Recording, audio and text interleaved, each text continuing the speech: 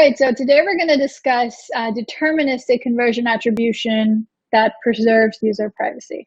Now, lots of buzzwords here, and lots of woo-woo buzzwords, because whenever someone hears about deterministic and privacy, it really raises eyebrows, and that's something that we've seen. But this is a fact, and let's jump into how this is possible. Now, before we jump into how it is possible, let's first analyze and understand what's happening in the industry today, where the impact of the SKI network the SKI network timer, the impact it has on conversion attribution. And so by now, I'm pretty sure all UA managers and all mobile advertisers have set up their conversion value, and probabilistic attribution is in full swing. And but there are certain things that are really limiting making proper decisions, proper optimization based on the data that is generated from probabilistic attribution. And so today we're going to illustrate this, and this is something that's coming out in Slack channels by MAP, the singular Slack group, and it's something that can cause a lot of issues. So let's look at two different campaigns here. And we're also going to look at two different cohorts that were targeted as part of these two campaigns, and look at the user behavior of 50% of that cohort, right? And so now that for that cohort, now let's say that, so at the SKI network, conversion attribution timer is 72 hours long. I think everyone knows that range now. Facebook has a 24-hour timer, and most ad networks have a 48-hour timer. Anything 7 days, it's people are not recommending it because of the second timer and the conversion value postbacks and so forth. And so here, the most common attribution window that is being found today with probabilistic attribution is 72 hours, which means that after 72 hours after the user was acquired, there is no more conversion data that is passed back, period, right? And so let's see what we can do in these 72 hours and what really happened. So let's say the cohort 1, they installed the game. Let's say this is for a game. And in the first 24 hours, they completed their tutorial, right? They watched the tutorial, which is a common. And so you'll see that the conversion values and the events for both the cohorts are very similar. They're very generic. And that's what happens in a lot of games where they're very similar. And so in the first 24 hours, they completed the tutorial, both cohorts. And in the next 48 hours, they completed level 1. And there were a bunch of generic events. This is the majority, close to majority of the cohort. And the conversion values that were fired was, for each of them, were 4, right? So they had identical conversion values. Now, 72 hours passed, but the users are still in the game. And for campaign 1 and cohort 1 on day 5, 50% of those users churn, right? And this is not surprising because 70% of users typically churn after installing a game, and on day 5, all of them churned. But that second campaign was so good. 50% of those users made their first in-app purchase. But that was on day 25. That is 22 days after the conversion value was fired for that campaign as 4, which was identical to the conversion value of the campaign, which had 50% of those users churn. You see the issue over here. And so view-through attribution was the reason why we could still make decisions based on actual revenue, actual ROAS, which comes from the fact that those 50% of users in that cohort made their in-app purchase. Now, well, how can you optimize on that? And even if, right, typically UA managers say, okay, 3 days of data is enough for us, which is fair because you don't want to continue spending on a campaign that is not generating revenue, right? And that it costs to spend each day. And so by day 3, they're going to decide, okay, is this making me money or not?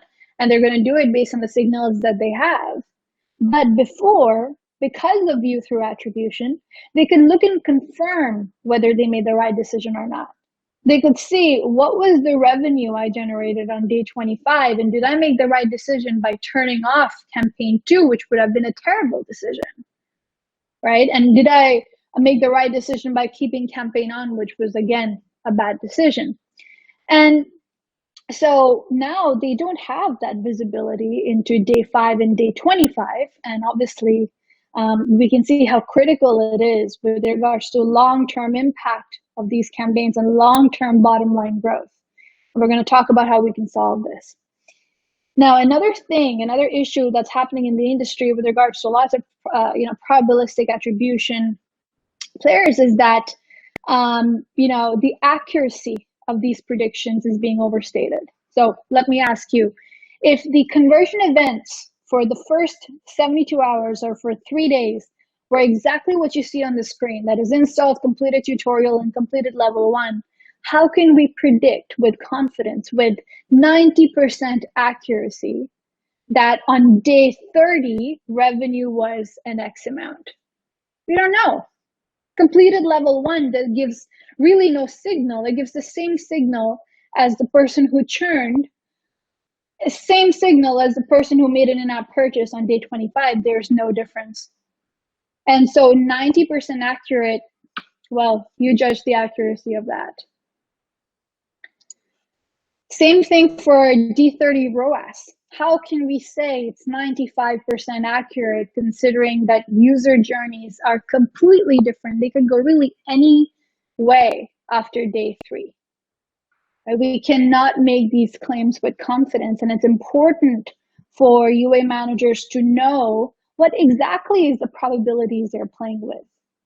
Because fingerprinting is gone, and fingerprinting used to have an X probability. I'm not going to go into the different probabilities that are touted, but everyone should be aware of how these predictions are made and what is the inputs that are being used to make these predictions. Yes, we can use historical data, but historical data only goes so far. Today, where we are today is going to be history in 2 months. What type of historical data will we use then? And so now when we talk about reporting these revenue KPIs to C-suite, they're real.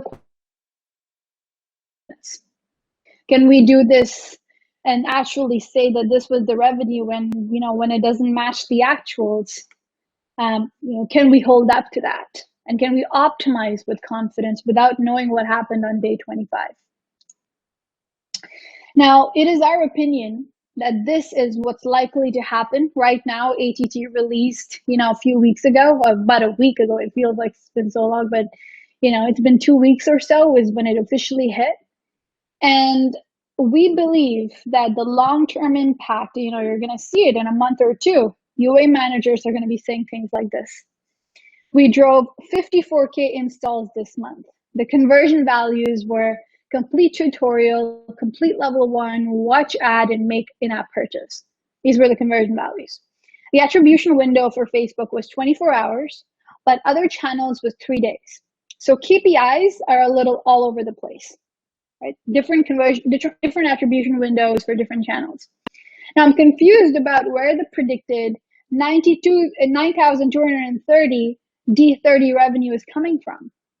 The D7 revenue matches our actuals, but the predicted D30 revenue and ROAS are super off, and conversion rates look low. By the way, I'm quoting this from a post by someone on the MAP Slack channel, the singular Slack channel, where they were like, conversion rates are horrid, right? So it's already started. Now, no idea which creatives are performing. We spend 10K on them this month. Creative ID is not available for SKAd network campaigns. Big issue. Considering limited campaign IDs, and we're going to touch on this, there's no way to tell which creative is actually driving revenue, and there's very few creatives to play with. We'll talk about that. So ATT may have changed our attribution models, but users' purchasing patterns remain the same.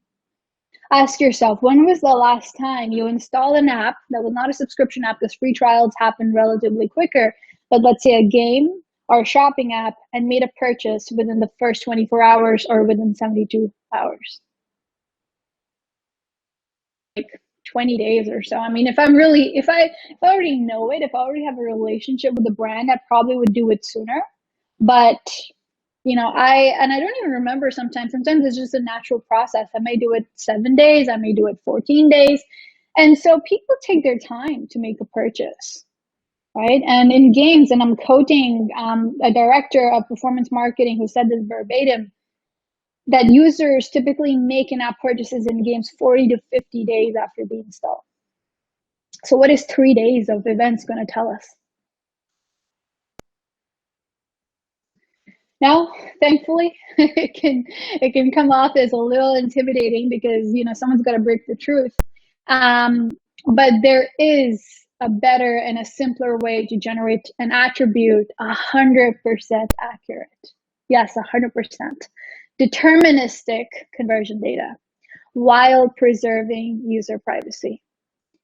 And this method also extends the conversion attribution windows to 180 days plus, giving users the time they need and that they will naturally take to make purchases. Here's how it works. It's pretty simple. And sometimes simple things are, the ones the simplest ones. And how it works is through promo codes, really. Who would have thought promo codes would come to save the day, but it is. And there's an evolved version of promo codes, which is basically encrypting ad creative with promo codes. If you think about a promo code, right, very, simple tool for giving discounts and coupons, which is not something Apple will rule out. It is a privacy preserving tool for deterministic conversion attribution that does not need any user level data and preserves user privacy. User could enter the code 100 days later after seeing the ad, and you can still attribute the purchase to the ad because the ad had the promo code. Now, here's the issue with promo codes, and the reason why they have such low conversion rates is because users don't really want to type in stuff. They don't want to remember the promo code. And so now, before this, we wouldn't even think about promo codes because, we'd have deferred deep linking and we'd have auto applications. And the issue with that is deferred deep linking is not deterministic on iOS 14 because it requires the IDFA for first-time users. And so let's forget about that. And so the other simple way to apply promo codes is through screenshots, is through encrypting ad creative with promo codes and asking the user, hey, just take a screenshot of this ad and upload it to the app. That's it. New method. Users love it. And how it works is that this ad, essentially that you see here, is encrypted with this promo code. You see the QR code in the bottom right corner. So that is a symbol to the user which they associate with this. And the first ad, the promo, is to unlock the special tools pack, which is an in-app purchase, the promoted in-app purchase in this game. And the second one is $5 off your order, a common food delivery promo. Right? So in this case, there's no promo code, there's no alphanumeric code. Users just take a screenshot. So let's say you took a screenshot of that ad for the game. What happens? You go inside the game, you install it, and then you take your time playing, and you may come back, you may decide that, okay, you know what, I really like this game on day 40, and you still have that screenshot, and so you go where you buy all the other in-app purchases, and you see this button called upload screenshot, which prompts this photo picker, prompts this in-app purchase alert, which is customized by the UA manager, and it has the cancel and the buy button, where the buy drives that in-app purchase as a completely new product ID through Apple's StoreKit API, which Apple loves and approves.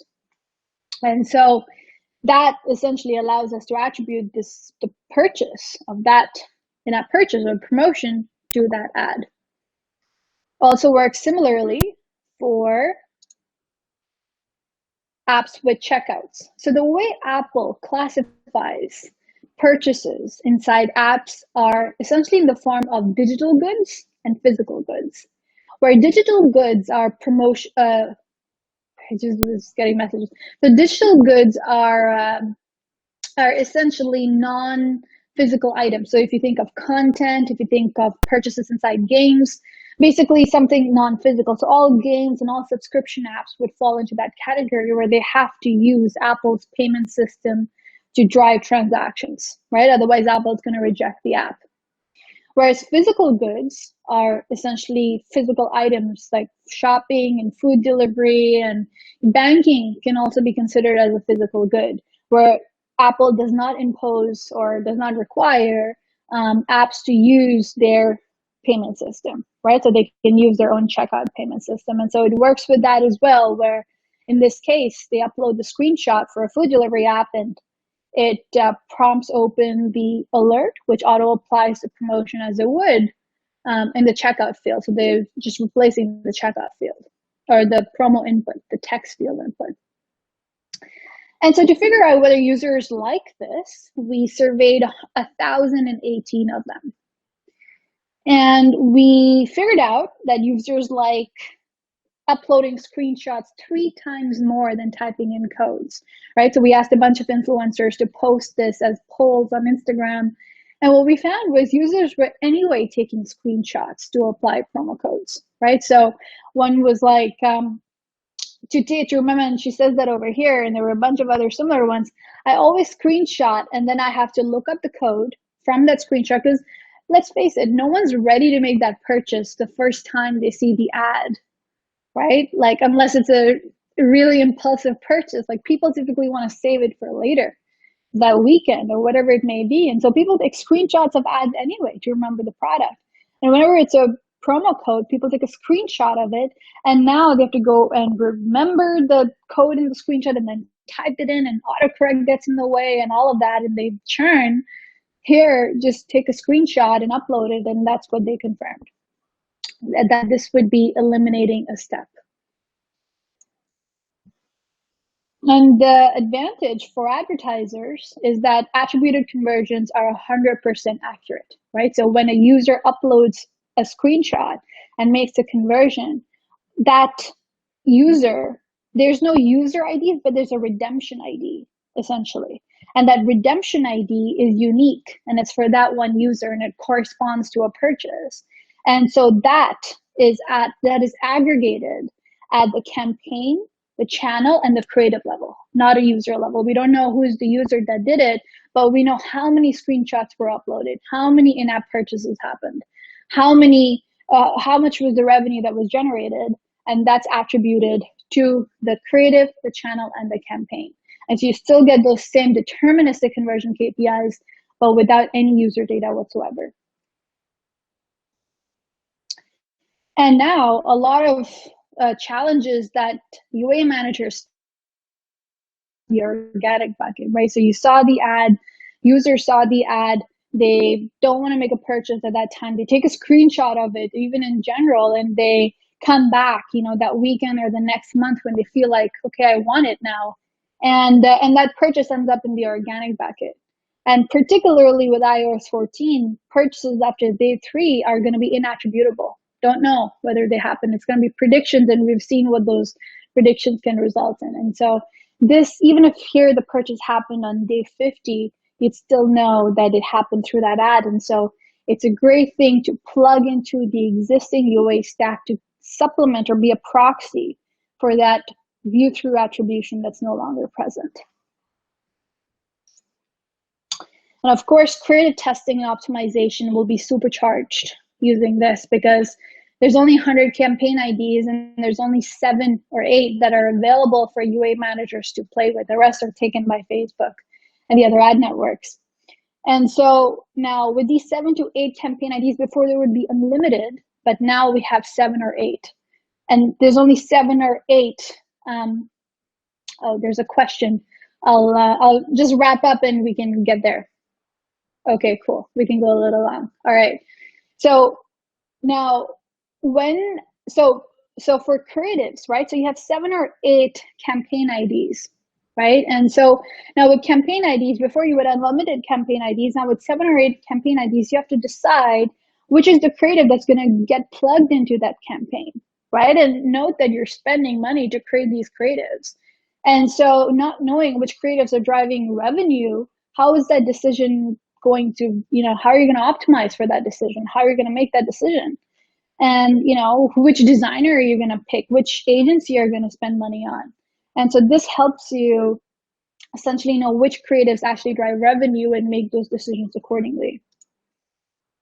So we can all be like this guy that's optimizing on privacy preserving deterministic data. And here's what he says. Our campaigns drove precisely $25,252 precisely in revenue this month. Top grossing channel was Facebook.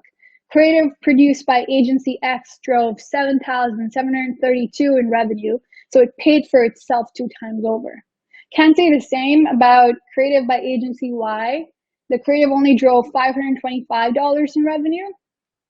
The overall D30 ROAS is 342%. I feel confident because this data is 100% deterministic, preserves user privacy, and is compliant with ATT.